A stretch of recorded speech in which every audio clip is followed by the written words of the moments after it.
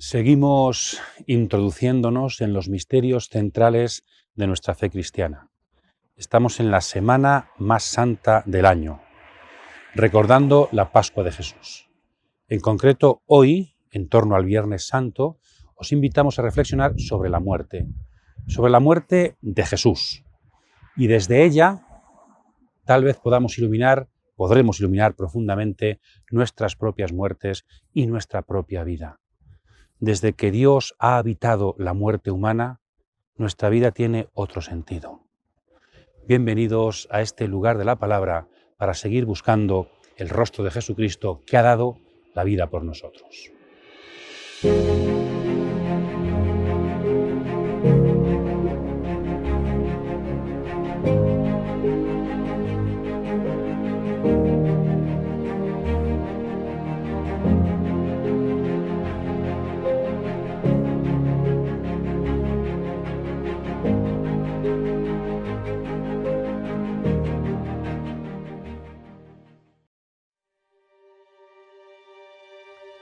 Mientras estaban comiendo, tomó pan, lo bendijo, lo partió, se lo dio y dijo: «Tomad, este es mi cuerpo».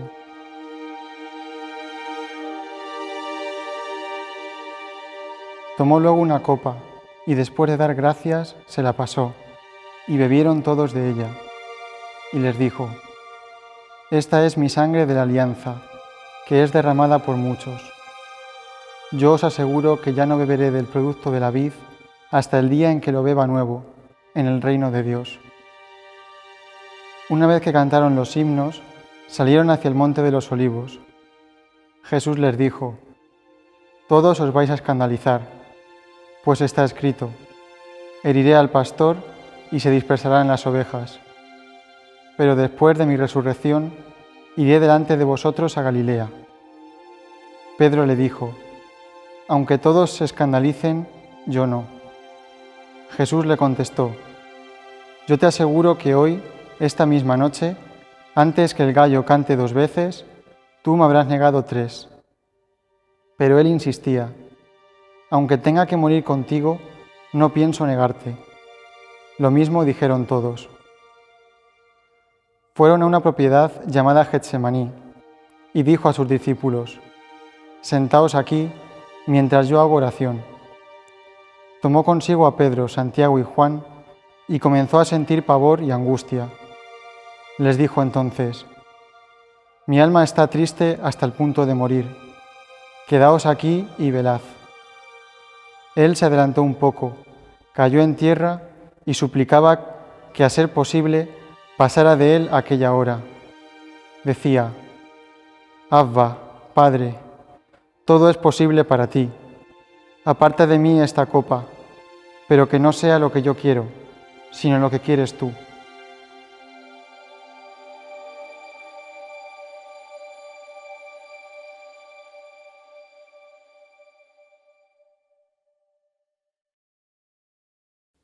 Os invitamos a reflexionar, o quizá mejor a contemplar, el misterio de la muerte de Jesús. La muerte de Jesús. Somos contemplativos.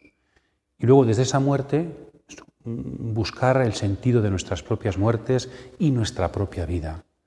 Queremos que la muerte de Jesús, nuestro Maestro y Señor, sea la protagonista también de nuestras muertes y de nuestras vidas. Y empezamos primero con un tema, diríamos, histórico, también teológico, y vamos a reflexionar sobre las causas de la muerte de Jesús. ¿Por qué murió Jesucristo? Porque Roma no era una potencia con derecho jurídicamente avanzada. Jesucristo no murió en un linchamiento público, no lo mataron sino que tuvo un juicio ante un procurador romano, Poncio Pilatos, ¿no? Entonces, habría pruebas, habría acusación, habría posibilidad de defensa, hubo un juicio. Aquí ya podemos decir que los evangelios nos presentan, sobre todo los evangelios sinópticos, Mateo, Marcos y Lucas, una especie de doble juicio, sobre todo Marcos y Mateo, un juicio religioso, la tarde del jueves, y un juicio más de tipo civil, político, la mañana del viernes, con Pilatos. Es posible que hubiera nada más que un juicio, el civil, el de Pilatos, el del viernes, y el primero, entre comillas, juicio, más como en San Juan, un interrogatorio, en el que se van cogiendo las pruebas para intentar acusar de qué a este hombre, a Jesucristo, porque habrá que ir ante el procurador con un conjunto de pruebas. Dicho esto, analizamos las que podrían ser al menos 4 causas que funcionan tanto a nivel histórico como teológico, ¿no? La primera es Jesús como rey de los judíos. De hecho, en las conversaciones de Jesús y Pilatos aparece mucho este título, ¿eres tú el rey de los judíos? Y después en el titulus, sobre todo, que aparecía en la cruz como causa de la muerte del condenado, también parece histórico el titulus, Jesús Nazareno, rey de los judíos. Entonces, esta debió de ser una de las causas principales de la muerte de Jesús, de las acusaciones, en este caso políticas, ¿no?, que las autoridades judías pusieron delante de Pilatos. Había habido otros también que habían sido acusados en esta línea, ¿no?, sobre todo algún tipo de revolucionarios en Galilea, también después en Judea habría algunos. Pero también es verdad que Pilatos no parece convencerle mucho esto. Esta causa de la muerte de Jesús parece más una excusa que una causa real. También los evangelios tienen mucho interés en decir que Jesús no pretendía ir contra el César Pero sí que aparece algo aquí, eso, difícil de juzgar, ¿verdad? Yo creo que parece muy histórico el tema del titulus, por tanto, seguramente Poncio Pilato sería una de las razones que tuvo jurídicas para condenar a muerte a Jesús, pero una razón que venía bien jurídicamente, pero convencía poco. Jesucristo no puede ser interpretado como otros malhechores de murió entre malhechores, pero era difícil interpretar su vida desde esa línea. Por lo tanto, una causa histórica real de la muerte de Jesús, pero que por otra parte no convencía mucho. Y debajo de ese no convencimiento y esa causa histórica sí había una idea que los cristianos después aprovecharon, ¿no? En el fondo están diciendo una verdad sobre Jesús. Jesús es el Mesías, el rey de Israel. Hay una diferencia entre rey de los judíos, más histórico, más acusador, y rey de Israel, que sería un título más mesiánico, que es lo que después las autoridades le dicen a Jesús. ¿No eras tú el rey de Israel? Jesucristo, por una parte, acusado de algo que no es para los demás, esto no es rey de los judíos, pero por otra parte está viendo paradójicamente una gran verdad. Dios está manifestando en su muerte, coronado de espinas, a Jesús como el rey de Israel, como el Mesías prometido.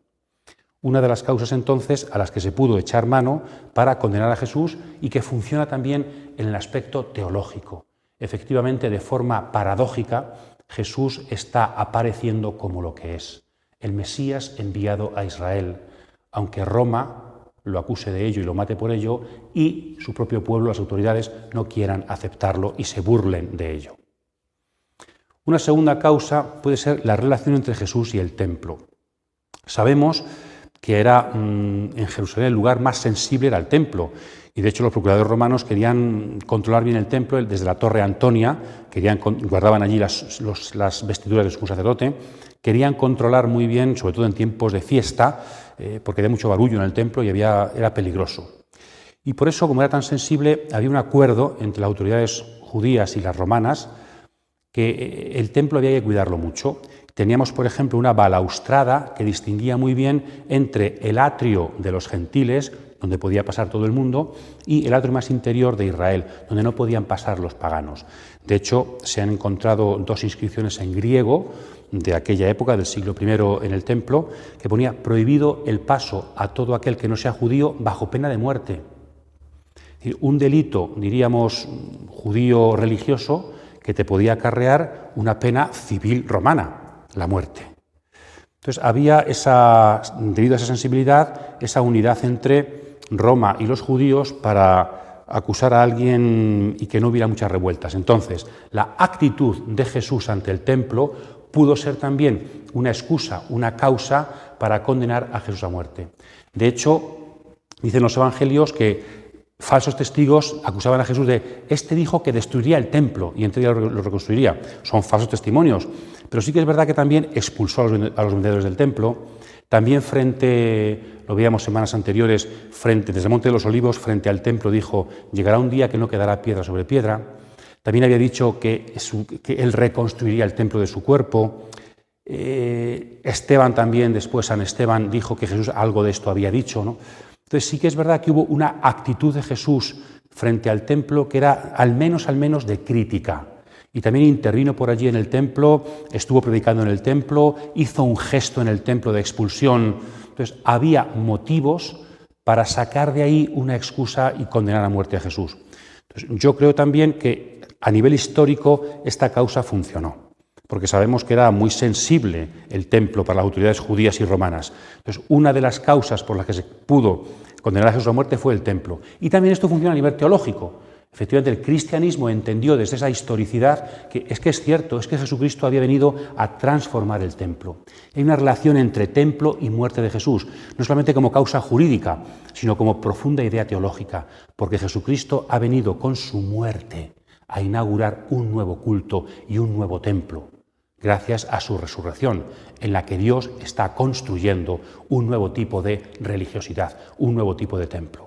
¿Veis? Lo histórico y lo teológico no son incompatibles, sino que funcionan unidos.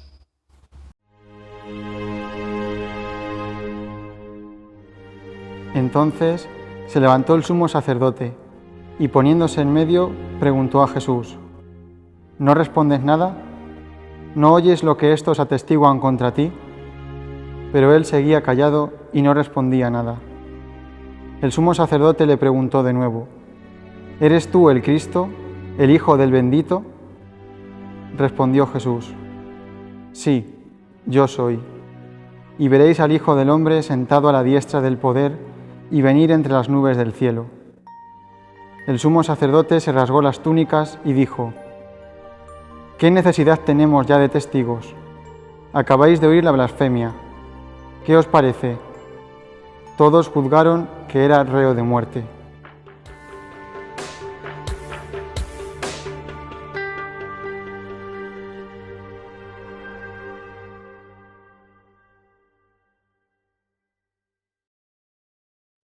Tercera causa de la muerte de Jesús, podríamos hablar de una causa más religiosa, más de tipo judío. Acusar ante Roma a Jesús de que se consideraba hijo de Dios, pues no tenía así mucho sentido, pero en cambio parece que en el interrogatorio judío, según los evangelios, le preguntan: ¿pero tú eres el Hijo del Bendito? Y Jesús parece que lo aceptó, y entonces se rasgaron las vestiduras. San Juan, que no tiene este diálogo de Jesús con las autoridades del Sanedrín en pleno, sí que en el capítulo 10, adelantado, aparece algo parecido, ¿no? Queremos condenarte porque te haces Dios. Entonces aquí la expresión Hijo de Dios significa algo más de lo que significaba para el mundo judío de entonces, porque Hijo de Dios era una expresión del Antiguo Testamento que servía para aplicarla al rey. Salmo 2, versículo 7. David es el Hijo de Dios, el rey es el Hijo de Dios. O también al justo, ¿no? Sabiduría 2, el justo es Hijo de Dios, se cree Hijo de Dios. Claro, por ser justo, por ser Mesías, Jesucristo no está blasfemando, no está haciéndose un hijo natural de Dios.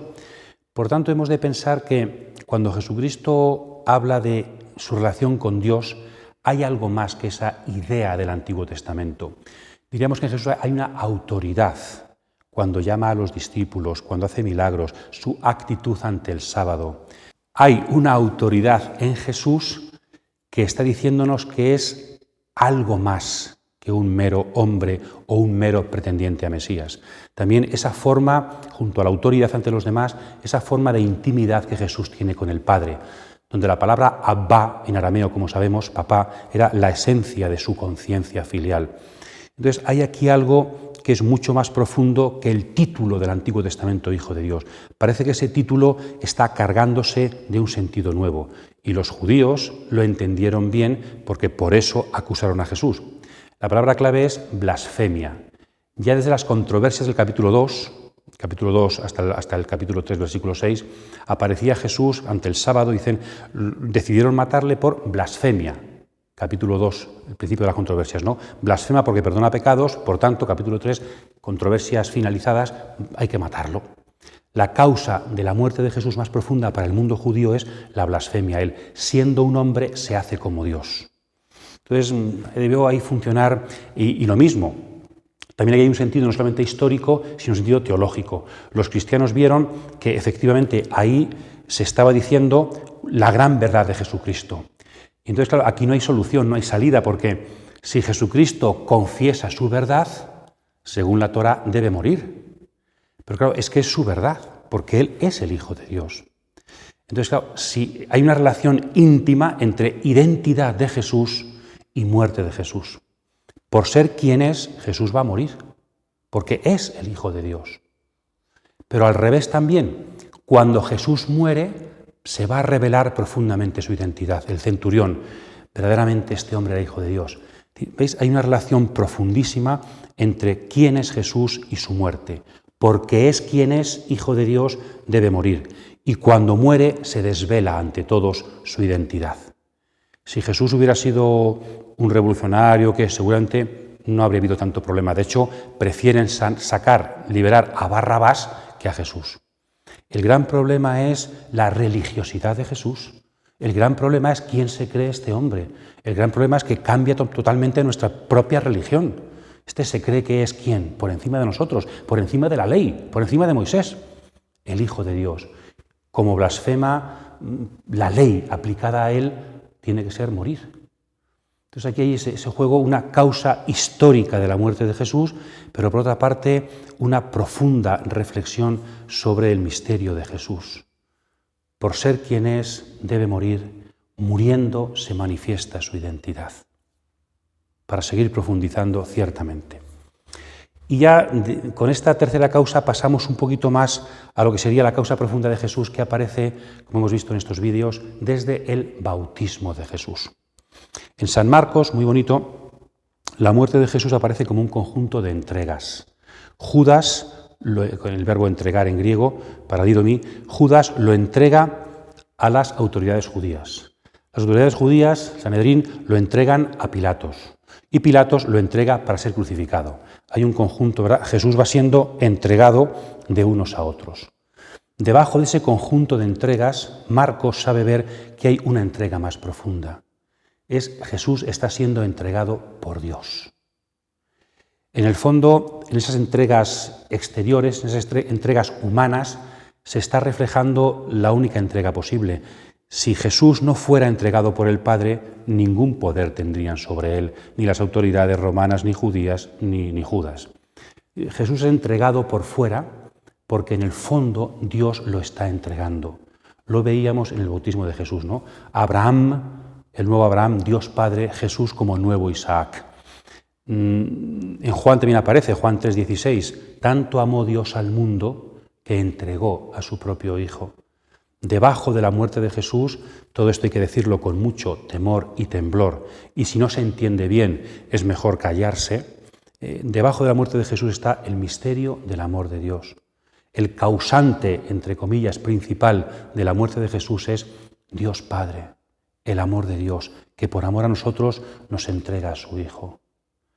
Por eso en Getsemaní, ¿verdad?, cuando Jesucristo reza, no se haga mi voluntad sino la tuya. ¿Cuál es la voluntad del Padre? La voluntad del Padre es que Jesús sea entregado. Entonces, el causante, me gusta decir que el gran protagonista del Viernes Santo no es Jesús, que lo fue del jueves en su libertad, sino el viernes el gran protagonista es el Padre, porque entrega lo más preciado a su Hijo, a Jesús de Nazaret, muerto por nosotros. Esta es la causa profunda de la muerte de Jesús. Las demás también funcionaron históricamente y teológicamente. Esta también. Debajo de la muerte de Jesús está el misterio del amor profundo de Dios. Ahí tenemos un filón, un misterio para seguir profundizando y dejarnos abismar en esa hondura del amor del Padre, que eternamente amando al Hijo se ha abierto para que también la humanidad pecadora pueda entrar en ese amor paterno por Jesús.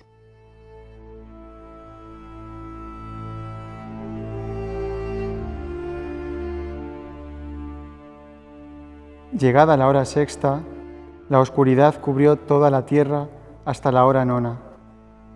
A la hora nona gritó Jesús con fuerte voz: Eloí, Eloí, lema sabactani, que quiere decir: Dios mío, ¿por qué me has abandonado?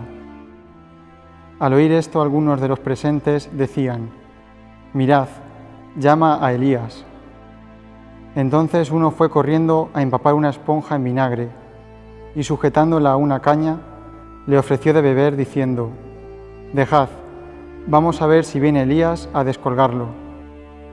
Pero Jesús, lanzando un fuerte grito, expiró. Entonces el velo del santuario se rasgó en dos, de arriba a abajo.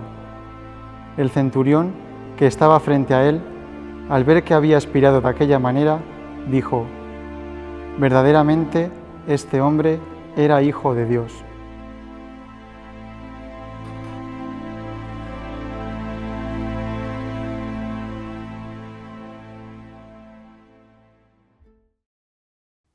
Pasamos ahora a hacer algunas reflexiones desde la muerte de Jesús, sobre su muerte. Y lo hacemos con un poquito de temor y temblor, intentando que se nos entienda bien, porque de lo que vamos a hablar, bueno, siempre, pero ahora más que nunca, es de un misterio que nos desborda, a vosotros y ciertamente a mí. Entonces intentaremos poner las palabras adecuadas y os pido que, casi si no entendemos esto bien, pues mejor, pues eso, no lo profundizamos ni porque, ya digo, hablo con mucho temor y temblor porque es un misterio que a mí, por lo menos, me desborda muchísimo. Primero es la relación de la muerte de Jesús con su misión. Esto a lo mejor es un poquito más fácil que lo que viene después, ¿no? Hay algunas concepciones, algunas formas de entender el ministerio público de Jesús que yo creo que son un poco incorrectas, donde aparece la muerte como consecuencia de la misión de Jesús. Jesús habría venido, según estas concepciones, habría venido a anunciar el reino y a ser un profeta valiente, que se enfrenta a las autoridades y que se enfrenta a todo el mundo, y entonces asumió las consecuencias de esta valentía. La muerte vendría porque el mundo, las autoridades, se oponen al reino que Jesús quiere inaugurar.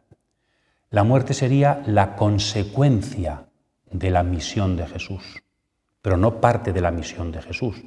Él vino a instaurar el reino y eso le llevó a morir. Es la muerte del justo, la muerte del profeta. ¿Esto es verdad? ¿Tiene algo de verdad? Claro que sí, tiene algo de verdad. Pero ¿esto es lo que los evangelios nos dicen? No, no es suficiente. Según los evangelios, la muerte de Jesús no es solo la consecuencia, no es la consecuencia extrínseca de su misión, sino que es la meta de su misión, la meta de su ministerio, es la clave de su misión. ¿Jesús ha venido a hacer milagros? Sí. ¿Jesús ha venido a decir parábolas? Sí. ¿Jesús ha venido a instaurar el reino? Sí. ¿Jesús ha venido a morir? Sí. De hecho, lo veíamos ya en los anuncios de la pasión, ¿no? Es necesario que el Mesías padezca, que el Hijo del Hombre padezca. ¿Qué significa es necesario en lenguaje bíblico? Es voluntad de Dios tal y como está escrito en la Biblia. Jesús sabía que su Padre quería su muerte en Getsemaní, en la última cena. Hágase tu voluntad. Y no es voy a ser serio hasta el final y voy a dejarme matar por honradez y por... No, la muerte forma parte de la misión de Jesús. Entonces tenemos que entenderlo desde aquí. No es un profeta, sino que, como después veremos, la muerte es la que nos, junto con la vida anterior, claro, y con la resurrección posterior, la muerte es la que nos salva de los pecados. Jesús ha muerto por nuestros pecados, que dirá después la fe de la Iglesia. Entonces esta es una primera reflexión que me parece importante de hacer, ¿no? Aunque no eliminemos, porque es verdad, la dimensión profética de la muerte de Jesús, Jesús como un justo sufriente que muere inocente, todo eso es verdad, pero no es la única verdad. La muerte de Jesús forma parte de la misión de Jesús. Él ha venido a dar la vida. También lo dice en Marcos 10:45, tantas veces lo hemos citado este texto. El Hijo del Hombre no ha venido a ser servido, sino a servir y dar su vida en rescate por muchos. Es decir, toda su vida ha sido servicio. Bueno, pues ese servicio le conduce a la muerte. La muerte es la definitiva forma de servirnos que tiene el Hijo de Dios. Entonces, muerte y misión. La muerte forma parte de la misión de Jesús. Es la meta querida por Dios del ministerio de Jesús.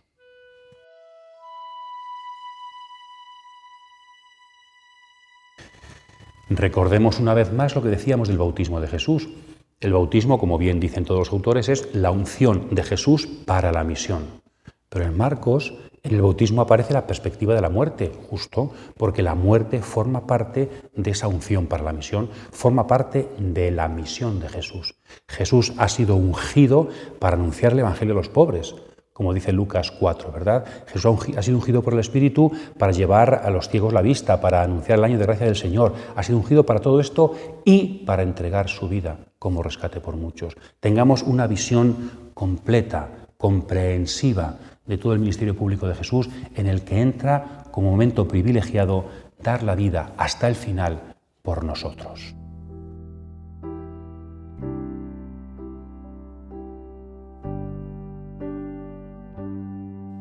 Pasamos ahora a otra reflexión sobre la muerte de Jesús, la muerte y el perdón. Nos preguntamos, está claro que la muerte forma parte de la misión de Jesús, pero ¿no podría haber elegido Jesús otra forma de salvarnos?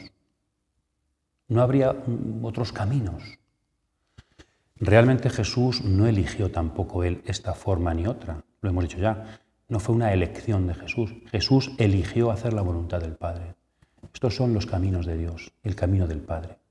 ¿Y por qué eligió el Padre este camino para su Hijo, este camino para salvarnos? Debajo de la muerte de Jesús hay sobre todo un misterio de amor, lo hemos dicho antes. Tanto amó Dios al mundo que entregó a su Hijo por nosotros. Es decir, ¿cómo podríamos profundizar en esto? Dios ha querido hacer alianza con el hombre desde el principio, ¿no? Desde Adán, después con Noé, después con Israel, con toda la humanidad. Dios quiere amar al hombre, Dios solo sabe amar, Dios quiere una relación de amistad con nosotros. Pero el ser humano desde el principio, desde Adán, ha roto esa alianza. Una alianza que no es un conjunto de mandamientos, es una relación de amor. Y desde el principio el Señor nos ha amado y nosotros hemos dicho no a ese amor. Hemos despreciado el amor de Dios. ¿Cuál es la forma que tiene Dios de restaurar ese amor? ¿Cómo puede perdonarnos y reconstruir? Algunos han interpretado en la historia de la Iglesia, desde un punto de vista jurídico y caballeresco, que no da razón del todo, y es pues que hemos ofendido tanto a Dios, está tan ofendido Dios, que necesita reparar la ofensa. Y nosotros no podemos reparar tal ofensa, porque el Señor tiene tal altura que solamente puede reparar la ofensa el mismo Dios. Entonces, solo Dios muriendo, ni siquiera el hombre muriendo y dando la vida, no, solo Dios muriendo puede reparar la ofensa que se le ha hecho. Eso se queda muy jurídico y muy corto, ¿verdad? Hay algo mucho más profundo que del Nuevo Testamento se dice. Es una cuestión de restablecer relaciones, de restablecer alianzas. Cuando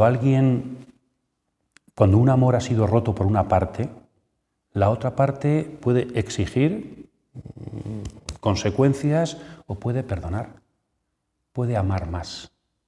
¿Qué es la misericordia? La misericordia es un amor que supera el desprecio del otro, que supera el rechazo y el pecado del otro. Pues este es el misterio de la cruz de Jesucristo. Dios, para poder establecer una nueva alianza, unas relaciones definitivas, ha dado todo. Nos ha dado todo, ya no nos puede dar más, como en la parábola que veíamos de los viñadores homicidas. Hasta ahora nos ha mandado siervos para recordarnos la alianza, ahora ya nos lo da todo con su Hijo, envía a su Hijo para dejar que hagamos lo que queramos con Él. Esta es la única forma que Dios tiene de irrumpir con todo su amor en nuestra historia, para que de esta forma los pecadores tengan una esperanza. Es muerte y perdón, efectivamente. La muerte es el amor de Dios derramado del todo. Y solo de esta forma el hombre puede ser no ya perdonado jurídicamente, sino algo mucho más profundo. Puede ser restaurada su relación con Dios, restaurada y multiplicada. Porque cuando hay un amor que supera el pecado, ese amor tiene que ser mayor que el anterior. Entonces, la nueva alianza, como hay perdón, como hay restitución, como hay misericordia, nos ofrece un amor mayor que el de la antigua alianza. No hay amor más grande que dar la vida. Pues ahí está Juan 15, ¿verdad? Ahí está el misterio. Jesucristo nos ama, el Padre nos ama y ha cifrado ese amor a un precio muy alto, el mayor que se puede pagar, la vida de su unigénito. Gracias a la muerte de Jesús, el amor más fuerte de la historia ha sido derramado y todos los pecados pueden ser perdonados y la relación con Dios puede ser profundizada y restituida. Murió por nuestros pecados, dice la fórmula de la Iglesia más primitiva. Murió por amor a nosotros.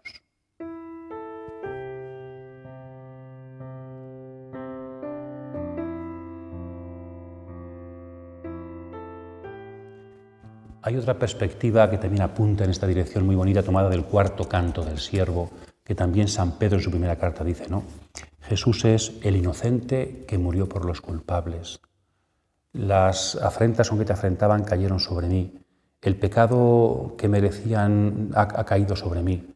Jesucristo ha venido también a morir con nosotros, a morir por nosotros, a que toda la violencia de la muerte y de la historia recaiga sobre Él, para que de esta forma sea vencida. El castigo que merecíamos nosotros ha caído sobre el Hijo de Dios y de esta forma ha sido roto todo castigo. También esta perspectiva ayuda a entender esta dimensión profunda del amor de Dios como sentido de la muerte de Jesús. Él ha sido herido por nuestras rebeldías. En Él Dios ha descargado todo lo que merecíamos por el pecado. Y por eso tenemos futuro, porque Él es el Cordero que es silencioso, es llevado al matadero por nuestras culpas. El amor de Dios en Jesús hace posible que nosotros podamos caminar como criaturas nuevas.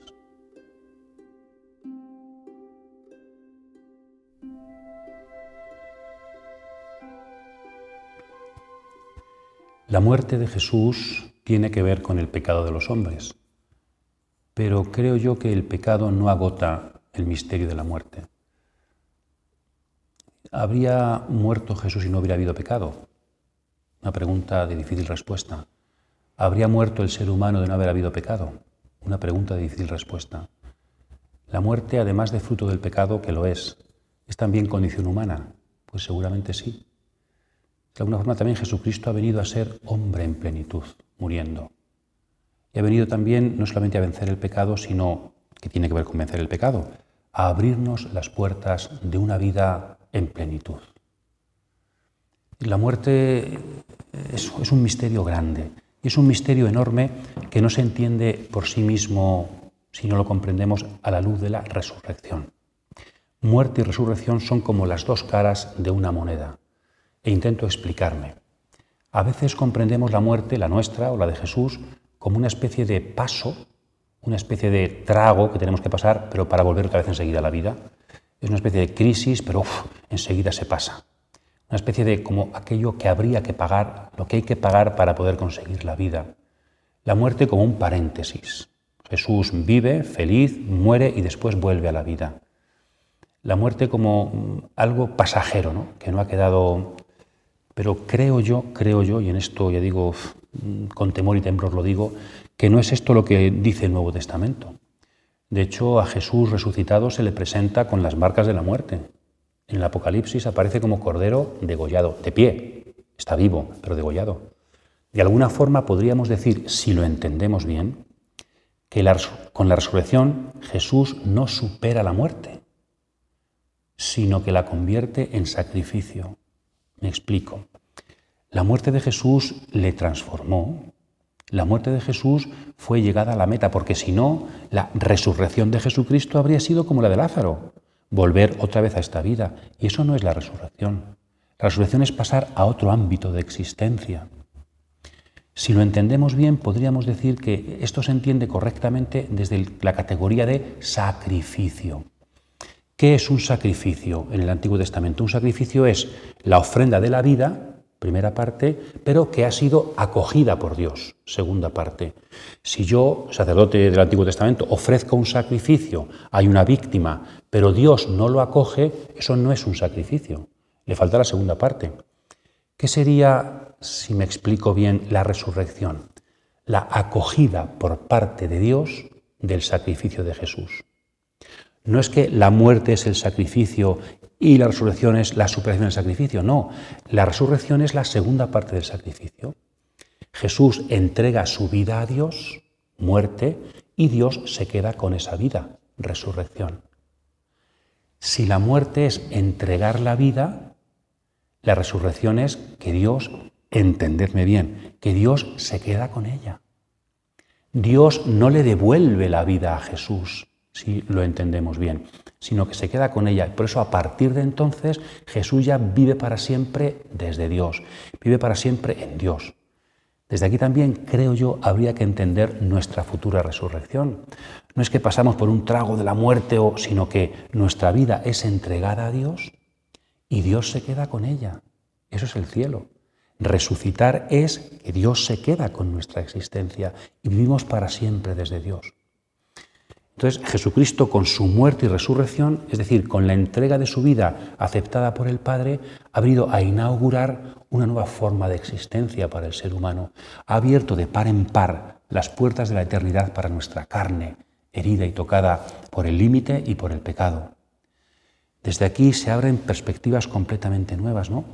Entonces, diríamos que la muerte no se supera cuando la muerte es entendida como entrega de la vida. Y para esto ha venido Jesucristo. Para el ser humano sin Jesús la muerte es pues muerte, solo muerte. La muerte es el final del camino.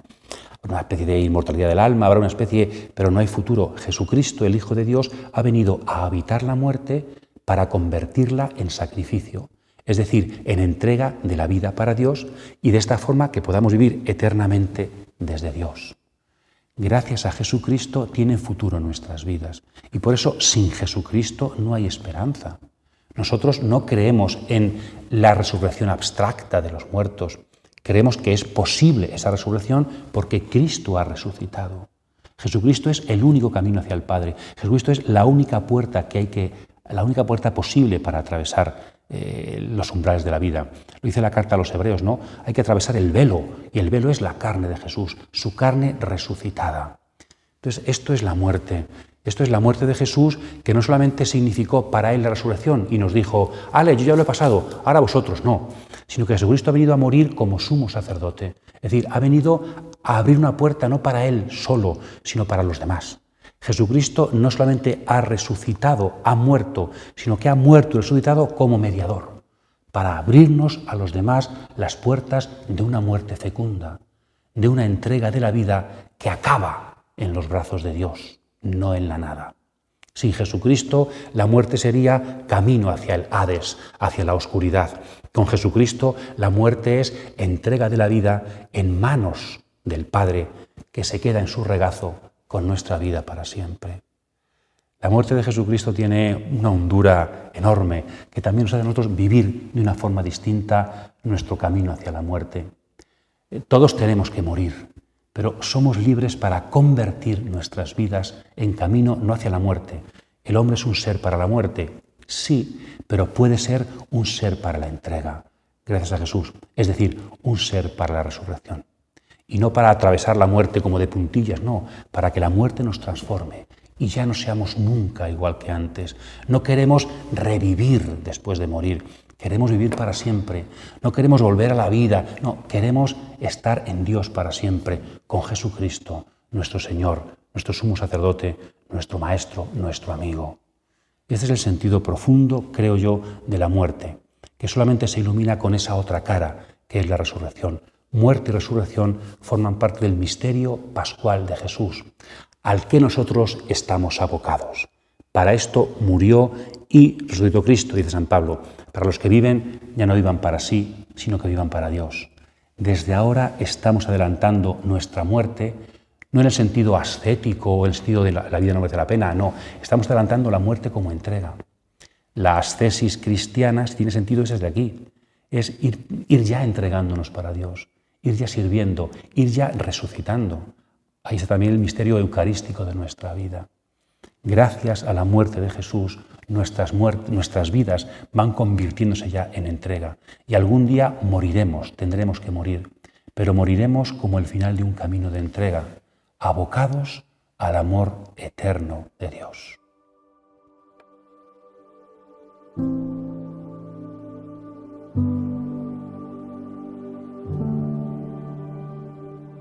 Como decíamos al hablar del bautismo, el misterio de la muerte de Jesús está en el amor del Padre por la humanidad. Juan 3,16. Tanto amó Dios al mundo que entregó a su Hijo único. Pero también decíamos en el bautismo que está ahí el misterio del amor de Dios por el Hijo. Tú eres mi Hijo amado, como Isaac, el hijo amado de Abraham. Entonces Jesús muere también no solo porque Dios ama al mundo, sino porque Dios ama a Jesús. Esto a mí por lo menos me desborda absolutamente, totalmente. Entonces Jesucristo no solamente ha muerto porque nosotros somos pecadores, sino que de alguna forma, creo yo, la muerte es la plenificación del camino filial de Jesús como hombre. Es decir, la muerte es llegar a ser hombre en plenitud, llegar a ser hijo en plenitud. Como hemos dicho antes, llegar a vivirlo todo desde Dios, de forma definitiva, ser del todo para Dios. Eso es la muerte. Eso no era la muerte, eso es la muerte a partir de Jesús. Que podamos ser hijos de Dios para siempre, que podamos ser hombres en plenitud. Ignacio de Antioquía, San Ignacio de Antioquía en el siglo II, cuando iba a morir en Roma, decía a los cristianos de Roma: no permitáis que no muera, quiero dar la vida, porque solo entonces seré hombre en plenitud, seré cristiano en plenitud. Comprendió muy bien San Ignacio la perspectiva de Jesús. Entonces, Jesucristo también para nosotros no es solamente ha vencido al pecado, sí, eso es cierto, pero también ha abierto una forma plena de humanidad, una forma plena de filiación y de felicidad a través de la entrega, a través de darle todo a Dios. Esto, como estamos en una historia de pecado, sucede con sufrimiento, como dar a luz, ¿verdad? Hay algo más bello que dar a luz y en cambio se hace con dolores de parto. Pues también este dar a luz una vida eterna sucede con los dolores de parto, pero sabemos que son dolores de parto con un futuro enorme. La entrega de la vida lleva sufrimiento. Amar a los demás en esta historia de pecado que vivimos conlleva sufrimiento, pero no deja de ser amar a los demás. Y entonces ese sufrimiento, cuando hay amor, se convierte en algo fecundo. Y por todo esto podemos relacionar la muerte de Jesús con el seguimiento. ¿A qué invitó Jesús a sus discípulos? A que tomáramos la cruz y fuéramos detrás de él a la muerte. El Evangelio de San Marcos, como diremos en el próximo vídeo, casi es al revés. No es venid a morir conmigo para resucitar conmigo, sino que el punto de partida es la resurrección. Seguimos a Jesús resucitado para entregar la vida con él en la muerte. De alguna forma, la muerte, entendida de esta forma, es la meta del seguimiento, igual que fue la meta del camino de Jesús. San Marcos acaba con un anuncio de resurrección, pero Jesús ni se aparece. Entonces, eso también lo profundizaremos el próximo día, digo, ¿no? Entonces, la muerte entendida correctamente es la meta de la vida de Jesús y la meta de nuestra propia vida. ¿Para qué estamos aquí? Para entregar la vida a Dios junto con Jesús. Jesucristo es maestro de unos discípulos que quieren aprender sobre todo a dar la vida. Quieren aprender sobre todo a vivir desde Dios, porque solo entonces tendrá futuro nuestra vida. La meta del seguimiento es perder la vida. Por eso, nuestra debilidad, nuestros límites, no son un impedimento para la vocación. Nuestras limitaciones, nuestra fragilidad, no son un impedimento para entregar la vida, todo lo contrario. Cuando la vocación la entendemos y nuestra misión la entendemos como hacer muchas cosas, cuanto más valgo, más puedo dar a los demás. Pero si la clave de la misión no es hacer cosas, sino entregar la vida, porque en eso consiste el amigo, el amor, entonces nuestras debilidades quizá a veces hasta favorecen esto, ¿verdad? Entregar la vida es entregar la vida del todo. ¿Que hago más cosas, que hago menos? Entonces a veces hasta los más pequeños pueden entregarse más. Hasta la gente menos valiosa aparentemente y con menos dones y puede entregarse más. Lo que importa no es cuánto haces, sino cuánto amor pones en lo que haces. Lo que importa no es eso, cuánto éxito has tenido, sino te has entregado en lo que has hecho. Jesucristo tuvo poco éxito en lo que hizo, pero se entregó del todo. Por eso nos ha salvado a todos. Entonces también nosotros queremos imitar a Jesús en nuestro camino vocacional. Somos cristianos con una misión, discípulos de Jesús. Él nos enseña a que la clave de nuestro quehacer, la clave de nuestro vivir está en entregar la vida. ¿Cuánto has entregado? ¿Cómo te has entregado? Esa es la clave de lo que haces. Cuando rezas, también cuando rezas te entregas, cuando sirves a los demás, cuando perdonas sin que nadie se entere, cuando te estás entregando, estás dando la vida conmigo, entonces tendrá fruto tu misión. La muerte de Jesús, Viernes Santo, es la clave de la humanidad y la clave del seguimiento.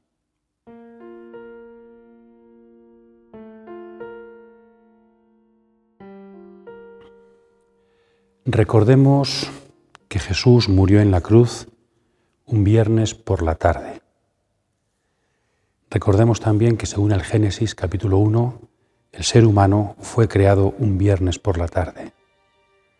La muerte de Jesús, como sabéis, es la nueva creación del hombre nuevo. Varón y mujer los creó. Jesucristo está recreando a la humanidad al dar su vida a Dios. Están haciendo la nueva creación. No podemos reflexionar sobre el Viernes Santo sin hacerlo casi de rodillas.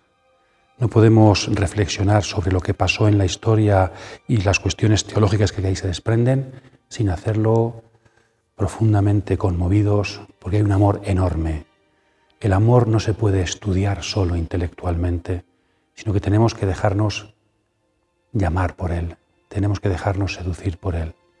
En Viernes Santo quizá lo mejor que podemos hacer es el silencio y la contemplación. Intentar ver en un Dios que está entregando a su Hijo, en un hombre, Hijo de Dios que ha dado su vida hasta el extremo, intentar contemplar ahí el amor profundo de Dios. Un amor que ha transformado la vida de la humanidad para siempre, mi propia vida. Este es el fruto fundamental de la Semana Santa, un fruto real, histórico, verdadero, que no tiene ya forma de pararse, pero que tiene que hacerse también personal por parte mía. Tengo que personalizar este nuevo rumbo de la historia que ha tomado la humanidad desde el día en que Jesucristo entregó su vida para siempre al Padre. Feliz contemplación. La palabra calla, porque Dios habla como nunca. Seducidos por la palabra en silencio, seducidos por el amor de Dios que nos desborda y nos construye.